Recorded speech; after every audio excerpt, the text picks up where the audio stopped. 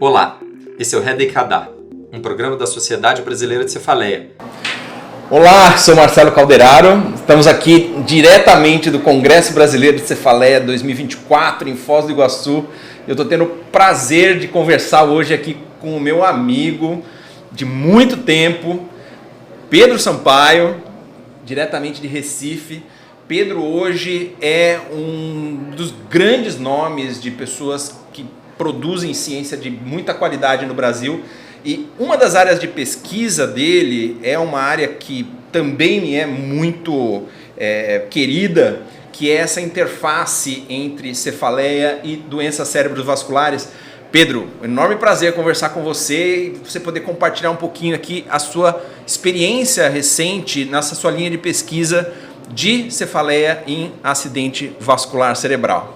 Você está pronto para as perguntas que eu vou te fazer? Eu tô, e é bom chamar os amigos para entrevistar, porque eles já fazem elogios também, né? Pronto. O legal é isso. Os amigos são aquelas pessoas que mentem a nosso respeito, não é isso? Exatamente Depois isso. a gente tira isso na edição, não tem problema. Vamos lá. Pedro, eu tenho algumas questões que eu queria conversar com você, aproveitando aí a sua experiência dos seus trabalhos publicados recentemente nessa interface de cefaleia com acidente vascular cerebral. Cefaleia é um sintoma extremamente comum. Acidente vascular também é comum, estima-se que 1 a cada 4 pessoas vai ter cefaleia em algum momento da vida.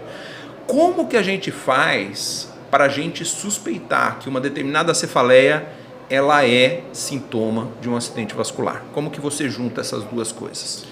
Bom, Calderaro, tem duas possibilidades. Ou é uma cefaleia que levou ao diagnóstico do AVC, então às vezes acontece que os sintomas neurológicos focais não são tão proeminentes, a pessoa tem uma cefaleia que ela acha que é uma cefaleia nova, o médico investiga e vê que tem um AVC agudo associado. A outra situação é quando você tem um AVC já diagnosticado, tem sintomas neurológicos focais, e aí a cefaleia tem uma relação temporal estreita com o início dos sintomas neurológicos focais. Pode inclusive preceder um pouco, ou acontecer ao mesmo tempo, ou suceder. O que é uma relação temporal estreita? Um dia antes até alguns dias depois é o que a maioria do déficit. É o que a maioria dos trabalhos usam, né, de critério para ter uma relação temporal estreita. Não é infrequente acontecer. Se a gente for ver, pegar as pessoas que têm AVC, em torno de 15 a 20% tem dor de cabeça associada ao AVC. Bastante. Uma dor de cabeça nova que você imputa ao acidente vascular. Isso, ou que levou o diagnóstico do AVC ou que tem uma relação temporal com o início do AVC. E além da questão da temporalidade, o fenótipo e a apresentação clínica dessa dor, ela é de alguma forma diferente para você poder suspeitar clinicamente que seja algo secundário e não uma dor de cabeça pregressa do paciente? Muitas vezes o paciente considera que é diferente. A gente pode até... Na sua própria percepção. Na sua própria percepção. Se a gente comparar as dores de cabeça que ele tinha com a dor de cabeça que ele teve durante o AVC, nem sempre o médico considera que é diferente, mas o paciente acha que tem alguma coisa diferente. Interessante. Mas assim, o que é mais importante é essa relação temporal. Né? Entendi. E um outro ponto interessante, assim, se você olhar a classificação, tem se colocado a possibilidade de uma persistência da cefaleia após os 3 meses de AVC. Então, nós não estamos falando agora daquela fase inicial, da cefaleia na instalação do déficit, mas sim a persistência de uma dor de cabeça, a cronificação de uma cefaleia mais de 3 meses depois do acidente vascular. Você também estudou esses pacientes? A gente estudou isso. Na verdade, assim... o que a literatura mostra, começou a estudar isso porque já se sabia antes que existe dor associada ao AVC, dor persistente associada ao AVC. Então, quando ia se estudar dor associada ao AVC, se via que algum tempo depois a pessoa continuava tendo dor de cabeça. Em 2018, a Classificação Internacional de Cefaleia, por causa dessas evidências de dor associada ao AVC e cefaleia que persiste, colocou na classificação, mas isso começou a ser estudado realmente há muito pouco tempo. Então, atualmente a gente só tem 3 estudos que avaliam cefaleia persistente pós-AVC. Desses 3, se encontrou uma persistência entre 3 a 10%. 10% é o mais frequente, tem um estudo russo que encontrou 10% e nós encontramos também 10%. Agora, o mais interessante é que não é só ter dor persistente, persistir por mais do que 3 meses, que é o critério. É o impacto que isso tem na vida da pessoa. Sim. Então, esse estudo russo, por exemplo, viu que a maior parte das pessoas tinham dor de cabeça quase diária, né, desses 10% que persistiram. E nós vimos que dos 10% que persistiu, 30% tinha um grande impacto na vida deles por causa da dor de cabeça. Então, isso é uma coisa muito pouco estudada e o médico nem sempre está ligado nessa possibilidade, digamos muito assim. Muito interessante isso que você está falando. Quer dizer, vamos dar um zoom out. Nós estamos falando de alguém que tinha uma dor de cabeça de vez em quando e que num determinado momento tem um quadro neurológico compatível com um acidente vascular e persiste uma dor de cabeça. Quer dizer, o acidente vascular ele é um divisor de águas na cronologia de como que essa dor de cabeça está se apresentando. Quer dizer, também tem a questão da divisão temporal aí. Porque qual que é a parte interessante dessa história? Quando você fala de processos que levam a um processo de cronificação de cefaleia, a gente sempre pensa na obesidade, a gente sempre pensa no sedentarismo, a gente sempre pensa no abuso de analgésico, a gente sempre pensa na questão da comorbidade psiquiátrica, mas é importante a gente lembrar que existem alguns eventos secundários, no caso o acidente vascular, que pode, uma patologia estrutural, mudar o curso da dor de cabeça daquele paciente. Ele faz um processo de cronificação após o acidente vascular. Isso, e é interessante que um dos aspectos fisiopatológicos para explicar isso é exatamente um AVC em áreas que participam do processamento da dor. E assim, agora é uma coisa que é muito pouco estudada, inclusive em relação ao tratamento. Então, como é que a gente... Era a minha próxima pergunta. Como é que você aborda esses pacientes? Então, eu estou adivinhando o seu pensamento. Então, é o seguinte... O que a gente faz normalmente, como não tem estudo, ensaio clínico e poucos relatos de caso em relação a isso, porque isso começou realmente a ser estudado agora, o que a gente acaba fazendo nas cefaleias secundárias é tentar classificar a dor conforme o padrão. Então, fenótipo tipo enxaqueca, fenótipo tipo cefaleia tensional, tipo tensão, e a gente trata como se fosse.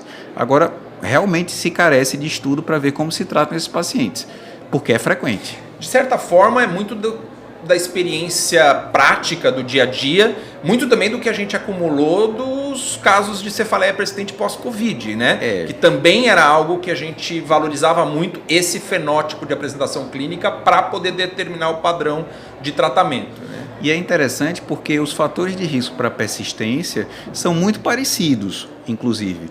Então, a intensidade da dor aguda, da dor próxima ao AVC, quanto mais intensa, maior o risco da cefaleia persistir. E a pessoa também ter cefaleias primárias prévias é um fator de risco, principalmente na enxaqueca. É um fator de risco para a persistência dessa cefaleia pós-AVC. E os pacientes não ficam achando depois que eles vão ter um outro acidente vascular porque a cefaleia está persistindo? Na verdade, assim, paciente...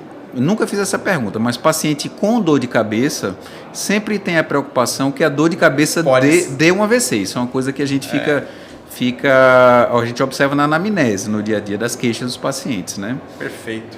Última pergunta. Cefaleia com sinais neurológicos focais. Nós estamos falando de uma situação que muitas vezes vão ser auras migranosas. Algumas auras mais típicas, com espectro de fortificação, outras vezes auras com afasia.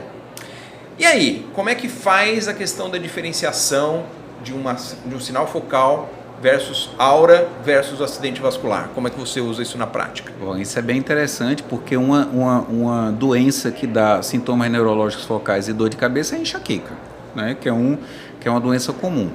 Então, tem algumas, que é a aura da enxaqueca, mas tem algumas características da aura que nos faz pensar que é uma aura. Então, o início insidioso e progressivo é uma coisa importante. A associação de sintomas positivos e sintomas negativos. Então, eu tenho uma aura visual que eu vejo linhas brilhantes, mas ao mesmo tempo eu tenho uma hemenopsia ou eu tenho também escotomas negativos. Então, isso é uma coisa que reforça a possibilidade de ser uma aura, né? E a dor de cabeça vem depois. Mas nada disso é 100%. Porque, por exemplo, o que é que justifica? Qual é a fisiopatologia da aura da enxaqueca? É a depressão cortical alastrante. Então, durante o AVC, se eu tiver lesão cortical, eu posso desencadear uma aura. Uma aura sintomática. Mesmo em quem não tem enxaqueca, porque é uma reação normal do cérebro, do córtex que está sendo lesado. Então, assim, a gente tem que ter um nível de suspensão, né? Uma dor de cabeça nova, uma aura que não seja tão típica, a gente pensar sempre na possibilidade de poder ser uma... Você sabe, eu faço muita neurologia de emergência e isso é sempre uma coisa que é muito traiçoeira. Eu ouso dizer que provavelmente todo neurologista que faz atendimentos agudos já trombou com essa dúvida em algum momento. E eu concordo com você, a gente precisa ter esse nível de suspeição alto. Tem dois aspectos que eu gosto sempre de colocar.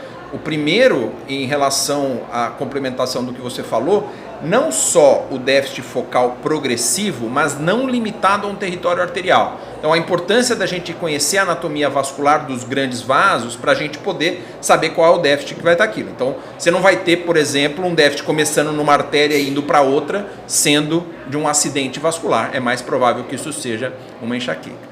Em segundo lugar, a questão da duração, né? Então, caracteristicamente, os acidentes vasculares duram menos tempo do que a aura da enxaqueca. A gente está falando da aura tipicamente, em média, 20, 30 minutos, né? Embora possa durar de 5 a 60 minutos, os acidentes vasculares, na maioria das vezes, duram menos... os episódios isquêmicos transitórios, caracteristicamente, eles duram menos de 15 minutos. Existe uma interface, mas a persistência de sintomas...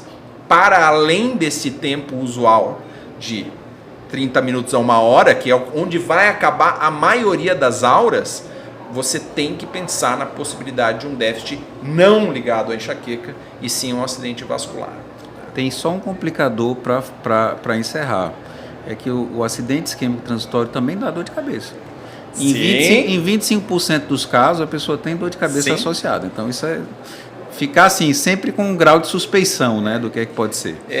A gente não vai acertar sempre, mas saber que a gente pode errar e ter um raciocínio absolutamente rígido de se questionar dessa possibilidade de diagnóstico, até porque a gente tem opções terapêuticas muito eficientes no acidente vascular, é fundamental para a gente poder errar menos e tomar as condutas corretas. É isso aí.